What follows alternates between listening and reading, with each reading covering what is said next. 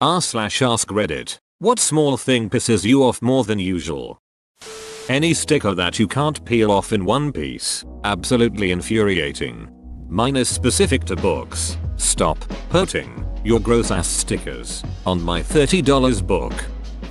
Getting home after being out all day, taking off my pants, shoes, etc. and then having to go back out for something stupid. Once my wife takes her bra off for the day, it engages a 12-hour emotional lockdown where she wouldn't step outside for a herd of the world's cutest puppies giving away gold bars. I agree. Once the bra comes off, I will not leave the house. That signifies that the day is over. The ceremonial removal of the bra is sacred. It's always cat food. Always. Shit, that happened to me a few times a few years back when I didn't have a car. Had to walk bike everywhere. Get home from a 2-hour trek. Pouring rain. Forgot cat food. People who stand in front of exit entrances having a conversation. Right there. Blocking the way. Blocking the aisle in a grocery store is equally infuriating. Especially when they're standing in front of something you need. When I was 14, this miserable old couple was standing in the middle of an aisle with their cart right beside them, taking up almost the entire width of the aisle. I needed to get by, so I said, "Excuse me, I just got to sneak by." They just scoffed at me and went back to their bitching about the prices. I went to sneak my cart by them and I bumped their cart a little bit accidentally. They got mad and the woman went off about how this damn younger generation is so disrespectful. Your mother should be ashamed in how she raised you. I told them to cry me a river and the woman lost her ducking mind. She told her husband, "Someone needs whip that little bastard's ass." Can you believe the nerve? The husband just snapped enough at her and she gasped like he just slapped her. I may have caused a divorce, ha ha ha ha ha. Sounds like he was already thinking about it, but you may have tipped him over though. Some people are just so self-absorbed and only happy when they have something to bitch about. People not letting people off the subway or out of elevators. Getting off the subway, I just keep walking through them while yelling, "I have to get out before you get in." That's how this works, and it usually helps. I just stare at them and keep walking out. Works most of the time. The only time that happens is on school day mornings and it's like 6th graders pushing in. People walking 10% slower than you in front of you while you have no opportunity to pass them. Or the group of 4-5 people who walk in a damn formation so that no one shall pass. Duck them too. I get so frustrated by this, I typically bellow out, "Make a hole." When this technique is employed properly, the sea of people part as if I were Moses. Also, people standing on the left side of the escalator. In Japan, they stand on the left and walk on the right. When I returned to the US, I forgot to make the switch and a guy behind me got rightfully pissed off about it. I was the a-hole. Drivers that break right of way to be nice. It's your turn to go. Duck and go. I got into a pretty serious accident because of this. We were coming across the top of a T intersection, but it was on a hill so visibility wasn't good. There was actually a permanent flashing yellow traffic light in both directions across the top, and a flashing red coming from the bottom of the T, so this was a known shitty intersection. Anyway, just as we're approaching the intersection, the guy coming from the opposite direction stops at the light to let the woman coming out of the T go. He couldn't have seen us coming, but he also had no reason to stop. He had a yellow light, she had a red, but when she sees him stop, she blows past the red without even looking in the other direction and slams into the side of our car. Totaled both cars, sent everyone to the hospital, and ended a dancing career. Fortunately, everyone was eventually alright, although the following few weeks sucked pretty bad all around. The dancing career wasn't mine, BTW. I couldn't dance to save my life even before the accident.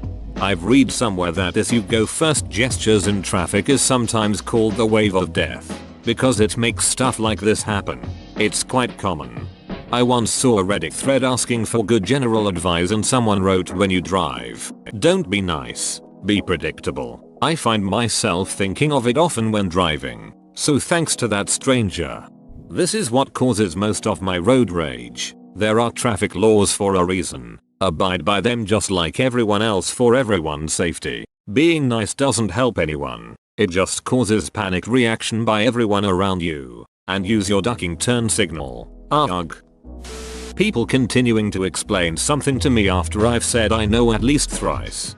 My old roommate was a really heavy drinker, and he'd always go into the same collection of stories when he was trashed. You've told me this did nothing. He'd still tell the entire story. After 2 years, there were stories I literally heard 8-12 times. It was a relief to move. I hear you. My alcoholic dad tells the same stories pretty much every time we get together. It's equal parts irritating and depressing. I love my dad so much, though. Or people explaining something to you without checking to see if you already know said thing. I just hate when someone I know gets into something I'm low-key enthusiastic about and starts lecturing me about it. People who always try to one-up your situation. Tell them you've got a cold and they'll respond I've had pneumonia for 10 years, or some shit. I really hate it when people 2-up my situations. 2-upping? That's nothing. I gotta deal with getting 3-upped constantly. You ever been 4-upped? I get it all the time. It's all fine till you get 7-upped. It takes forever to get all the stickiness off. My sister dated a guy like this for a few years. It was so ducking annoying. Anytime I described something happening to me, he'd always come up with something 1-up my story. I started calling him 1-up Pete. Not covering your damn mouth when you cough or sneeze. Or when adults cough or sneeze directly into their hands. Then don't wash or sanitize. They should know better.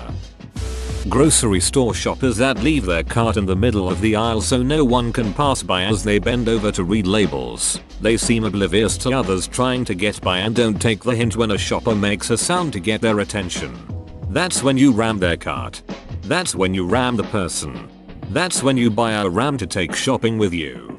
When I moved to a new city I was pleasantly surprised to see that when people leave their carts in the middle of an aisle other people will just move the cart. Either by hand or with their cart. None of the awkward waiting, and, if the person's nearby, the right amount of shaming. The type of people who can never just admit they screwed up, doesn't matter how small the mistake is. When confronted, they always have an excuse or a story. Just ducking say I'm sorry and move on. I don't need an essay on why you did what you did. It's not that big of a deal. I know someone that refuses to ever accept they were wrong, let alone apologize for it. They are infallible and it's so frustrating. Safe to say we don't talk much anymore. I've had bosses like this. They accept zero responsibility. It's not even them explaining why they did. It's always how and why it's someone else's fault. I've noticed this among some of my bosses. Too. It's like they think if they admit fault, people won't respect their authority or something. Personally, I respect people who can admit their faults even more. Birds that fly in front of cars. You have the whole sky. Damn it. When I see some just leave their shopping cart in the lot when they arrive next to the cart return. Was out with my girlfriend a while back and I watched a stray cart get hit by wind and barrel straight into someone's passenger door. Wouldn't have happened if someone put their cart away properly.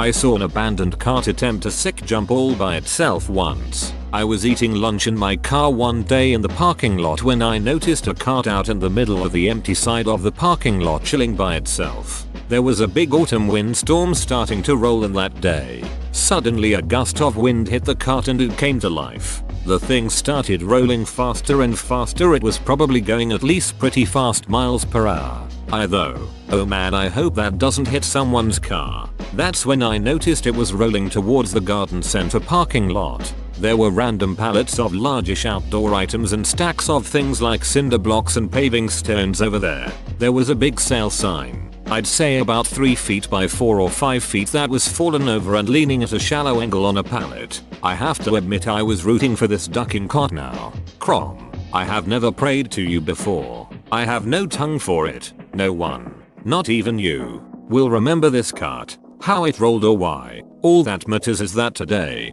one cart rolled free while others were corralled. That's what's important. Vela pleases you. Crom. So grant me one request. Please guide the wind so that this cart might make a bomb ass jump using that sign as a ramp. And if you do not listen, then to hell with you. The cart seemed to steer as if guided by divine intervention towards the sign ramp. It went up the ramp and promptly fell off the other side and toppled onto its side. My eyes widened and I spoke under my breath. Crom.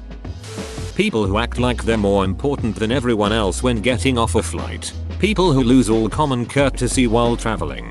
Holy duck. This reminds me of this one time I came home from a business trip. This lady just cut me off and starts explaining how she should be able to cut me off to get off the damn plane first. It's like, beach, I don't care. Just stop talking. You don't need to explain to me why you need to cut me off. Especially if you're going to take 10 minutes to explain to me why you need to get off the plane first. Like if you had just said, explosive diarrhea, out of my way. That would have been more effective whether it was true or not. And people would get it. Duck. Any slight amount of input delay on games like Mario Kart or Mortal Kombat. I played Smash Bros online once. It's horrible. It felt like it was over a second of input lag. It wasn't even consistent either, so it was hard as hell to adapt to it. Reminds me online flight sim matches in the 90s where I was using a 2400 baud modem against someone with a 14.4K. Man, that was frustrating. The fitted sheet coming off the mattress in the middle of the night. It's like an alarm clock that is going off right next to my ear. Impossible to ignore. I can't fall back to sleep unless I put the sheet back on. Banana threads. You know those tiny cords between the banana and its skin? I find them revolting despite liking the fruit itself. It's like eating hair. Just the tuft of it makes me want to vomit. I have yet to meet someone who shares my utter disgust for that wiry filth. LOL, my fruit needs to be pristine. I will pick all of the white stuff off a mandarin orange. Hello there, fellow banana thread haters. D. Ants in the kitchen. Ants anywhere in the house. People who talk down about themselves hoping you'll disagree and compliment them. I can't stand being told you chose whether your day is good or bad. When talking to someone about having a bad day, I know focusing on the positive is good. But sometimes I am just having a shitty day. Ah, yes, toxic positivity. I don't trust anybody that's perpetually happy. You're hiding something, mother ducker. I just know it.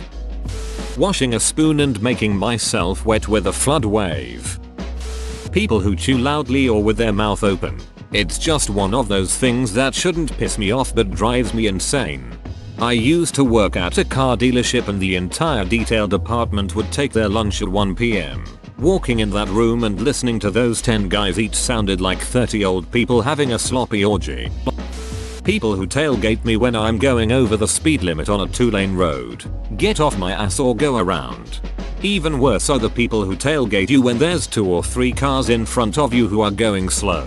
What do they want me to do? Ram the person in front of me? I can literally only go as fast as the cars in front until it's safe to pass on the left. I absolutely hate it when someone is out in public, takes a phone call, and puts their phone on speaker. And to that same end, if you're checking out at a store, please have the courtesy to at least get off of the phone and speak to the person ringing you up. At the very least, put the phone down and take care of your business. When I worked retail, I would always speak to a person who was checking out with me at a louder than normal volume if they were talking on the phone. When people can't outright say no to me and waste my time stalling instead. I rage internally when I can't get a ducking straight answer. Yes, no, I don't care which. Just ducking, tell me. Goddamn. 2 people who decide the best place to hold their conversation is in a doorway. Like, take a few steps in or a few out. Meanwhile, I guess I'm supposed to say excuse me but should be excuse you.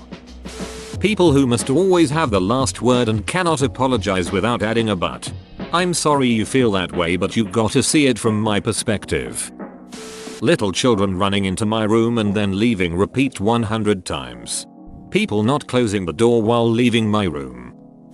People that misuse then and then. Reddit can't spell breaks. Loud talkers. Please shut the duck up, please. I'm do a lot of photography in my free time. Mostly portraits but sometimes sports. I work for free a lot. I care more about the validation and my day job pays me more than enough. But the one thing that gets me is when people don't give me credit. I love that people post my stuff on Instagram and Facebook, but a little tag in the top corner with my Insta handle would be nice. Giving people photo credit is a lot like tipping. It's not an obligation, but you kind of suck if you don't do it. When I hold the door open for someone and they don't acknowledge it at all, yay, I don't work here. Unwashed dishes.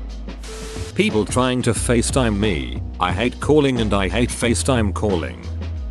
When people say if I can do it anybody can duck you. People who keep meal leftovers in their plate when they put it in the sink. I think that may be the only thing I really can't stand, but my gosh I hate this. Whoa, you made it to the end? You're a ducking beast. I'll cut you a deal. Smash like and subscribe for more curated content bruh. It's free and that's a great price.